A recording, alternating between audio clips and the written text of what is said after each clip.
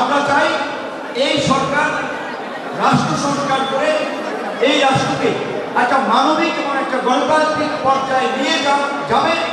তারপরে তারা একটা গণতান্ত্রিক প্রক্রিয়ায় নির্বাচন দিয়ে জনগণের নির্বাচিত প্রতিনিধিদের হাতে ক্ষমতা তুলে দেবে। আজকে এই পরিবর্তনের পরে মানুষের মনে একটা আকাঙ্ক্ষা তৈরি হয়েছে যে আমরা একটা নতুন বাংলাদেশ নির্মাণ করতে চাই, যেখানে রাজনৈতিক কারণে কোনো মানুষকে হয়রানির শিকার হতে হবে না, হামলার শিকার হতে হবে না, মামলার শিকার হতে হবে না, এবং রাজনীতিবিদরা জনগণকে জিম্মি করে লুটপাট করবে না, দেশের টাকা বাইরে পাচার করবে না। কিন্তু যদি লুটপাটকারীরা ক্ষমতায় আসে, এমপি মন্ত্রী হয়, অত্যাচারীরা সন্ত্রাসী এমপি মন্ত্রী হয়, উপজেলা চেয়ারম্যান ইউনিয়ন পরিষদের চেয়ারম্যান হয়, তাহলে এই পরিস্থিতির কিন্তু কোনো বদল হবে না। সেই জায়গা থেকে আপনাদের প্রতি আমাদের আহ্বান থাকবে, এই লড়াই সংগ্রাম আমরা করেছি একটা সহনশীল সমৃদ্ধ গণতান্ত্রিক বাংলাদেশ নির্মাণ করার জন্য।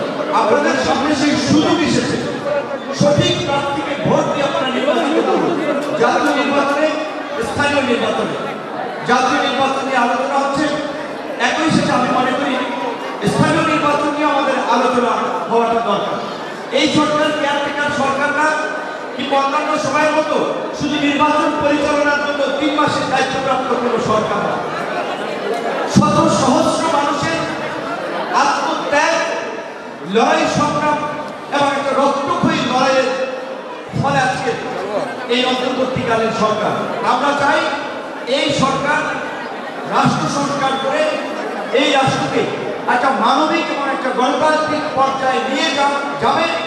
তারপরে তারা একটা গণতান্ত্রিক প্রক্রিয়ায় নির্বাচন দিয়ে জনগণের নির্বাচিত প্রতিনিধিদের হাতে ক্ষমতা তুলে দেবে।